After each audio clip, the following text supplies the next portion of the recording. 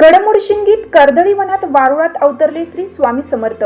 देखावा पाहण्यास भाविकांची गर्दी.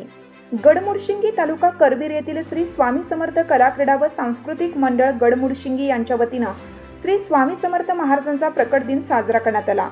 या मंडळाच्या वतीनं दरवर्षी विधायक उपक्रम राबवण्यात येतात. यावर्षी मंडळाने वारुळा स्वामी समर्थ यांचा देखावा साकारला. हा देखावा पाहण्यासाठी भाविकांनी गर्दी केली होती. येथे भक्तिभावाने स्वामींचा पालखी सोहळा पार पडला.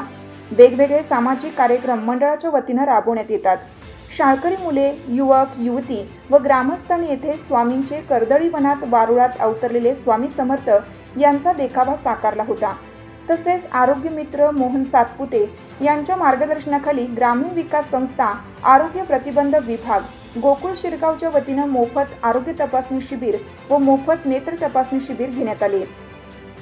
या शिबिरास ग्रामस्थांचा, महिलांचा मोठा प्रतिसाद लाभला. तसेच सांस्कृतिक कार्यक्रम व महाप्रसादाचं आयोजन करण्यात आलं होतं. तर महाप्रसादाचा स्वामी भक्तांनी मोठ्या प्रमाणात लाभ घेतला.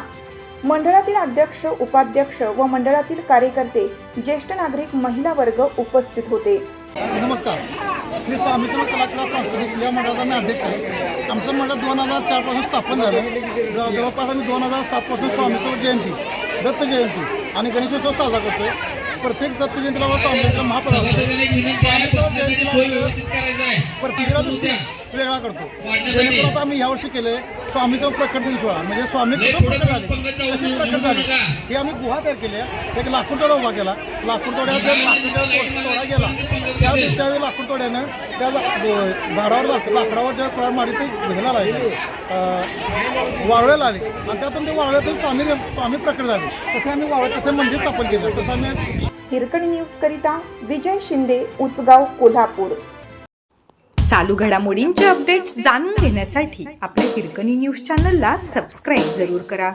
लाईक करा, कमेंट करा आणि शेअर करा. बेल आयकॉनवर प्रेस करा आणि नोटिफिकेशन्स मिळवा.